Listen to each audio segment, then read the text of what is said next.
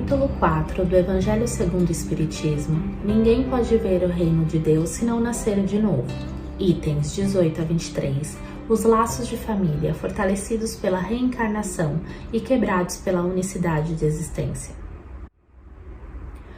Quando consideramos que os verdadeiros laços de família se dão através dos laços de espíritos, podemos dizer que os laços de família não são destruídos pela reencarnação, e sim se fortalecem e se estreitam, uma vez que os laços de sangue não estabelecem os laços entre espíritos, quando a gente assume que o espírito já existia antes da formação do corpo.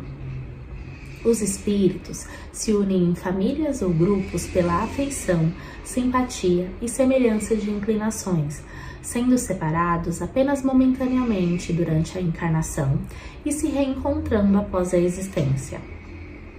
Dizemos que os espíritos que se encarnam em uma mesma família ou círculo social são simpáticos e unidos por relacionamentos anteriores e estão trabalhando para adiantamento mútuo, podendo os adiantados ajudar na evolução dos retardatários.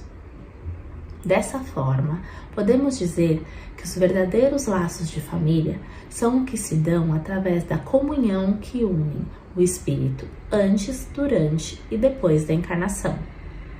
Assim, dizemos que a afeição real é aquela que se dá de alma a alma, sendo a única que sobrevive à destruição do corpo. As afeições carnais se extinguem com a causa que as fez surgir. Podemos dizer que existem dois tipos de família: família pelos laços espirituais, que são duráveis, fortalecidas e se perpetuam pelo mundo dos espíritos, e família pelos laços corporais, que são frágeis como a matéria, deixando de existir com o final da existência carnal. A união e a afeição são considerados os indícios da simpatia anterior que aproximou os espíritos. Nas famílias, as encarnações de espíritos antipáticos, ou seja, que não têm tantos laços de afinidade, ocorrem com o objetivo de servir de prova para alguns e adiantamento para os outros. Os bons ajudam a melhorar os maus.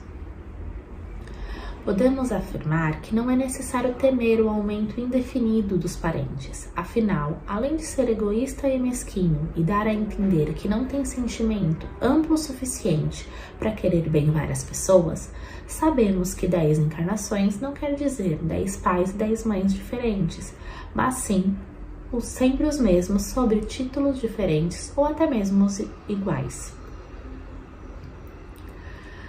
Sobre o passado, podemos dizer que a doutrina da não reencarnação anula a pré-existência da alma e diz que a filiação acontece somente através da filiação corporal, ou seja, somente através da existência carnal.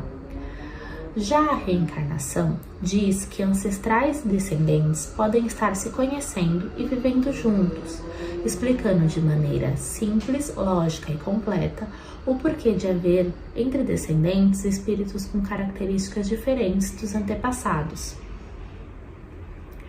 Sobre o futuro, para a doutrina da não reencarnação, o destino é fixado depois de uma única existência, podendo ser a morada dos bem-aventurados ou o inferno, tendo então a ruptura ou não dos laços de família após a existência. Já para a reencarnação, todos que se amam se reencontram sobre a terra e no plano espiritual. Os que falham retardam seu adiantamento e a sua felicidade, mas ainda assim vão se reencontrar com os familiares, havendo assim a solidariedade perpétua entre os encarnados e os desencarnados. Assim, podemos dizer que existem 4 alternativas para o homem além-túmulo. A primeira é o nada, segundo a doutrina materialista. A segunda é a absorção no todo universal, segundo a doutrina panteísta. E essas 2 primeiras defendem que os laços se rompem após a morte, não tendo um reencontro entre os espíritos da família. A terceira é a individualidade com a fixação definida da sua sorte, segundo a doutrina da Igreja, que defende que existe uma chance de rever os familiares, desde que estejam no mesmo meio, podendo ser ou o paraíso ou o inferno.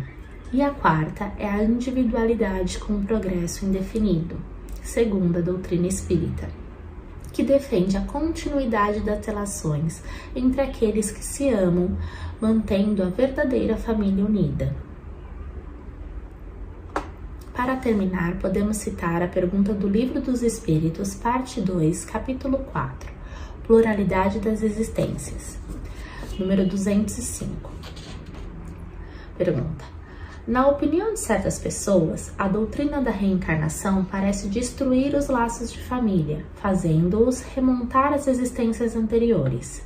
Resposta: ela os estende, mas não os destrói. A parentela, estando baseada nas afeições anteriores, os laços que unem os membros da família são precários.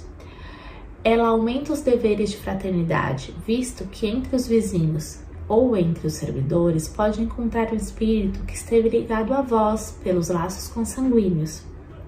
Pergunta: ela diminui, entretanto, a importância que alguns dão à sua genealogia, visto que pode ter por pai um espírito pertencente a outra raça e vindo de uma condição diferente. É verdade, resposta, mas essa importância se baseia no orgulho.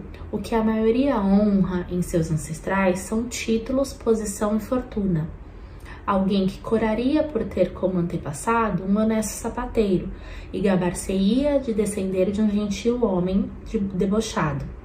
Mas o que quer que digam ou façam, não impedirão que as coisas sejam como são, porque Deus não regulou as leis da natureza pela sua vaidade.